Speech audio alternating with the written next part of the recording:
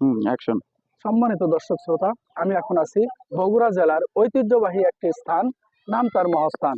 এই মহাস্থানের জায়গায় এমন একটি সুনির্দিষ্ট জায়গা, যেখানে রয়েছে একটি দুধ পাথর এবং একটি রয়েছে এখানে একটি বড় বট গাছ। যে বট গাছের কর্নারে একটি দুধ পাথর রয়েছে। এখানে অনেক লোকের কৌতূহল রয়েছে, যে কৌতূহলের মধ্য দিয়ে মানুষ বিভিন্ন ধরনের কথা এবং গল্প ছড়িয়ে ছিটিয়ে রয়েছে।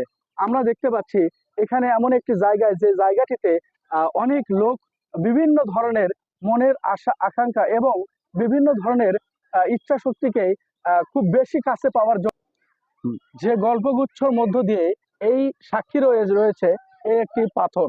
যে পাথরের মধ্যে অনেক লোক বিভিন্ন ধরনের মনের আশা আকাঙ্ক্ষা, মনের বাসনা পূর্ণ করার জন্য এখানে মানত করে থাকে।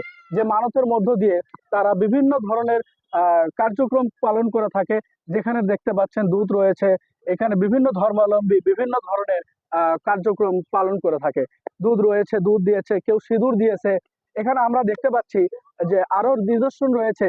এখানে বিশাল দেহি একটি বট গাছ, যে বট গাছের ছায়ায় বা বিভিন্ন লতা জর্জরিত একটি গাছে আবৃত করা, যেখানে মানুষ বিভিন্ন কার্যক্রমের মধ্য দিয়ে তাদের ধর্মীয় অবলম্বী বা বিভিন্ন কথা বা গল্প গুচ্ছ মনের আশা আকাঙ্ক্ষা পূরণ করার জন্য এসব কার্যক্রম করে থাকে।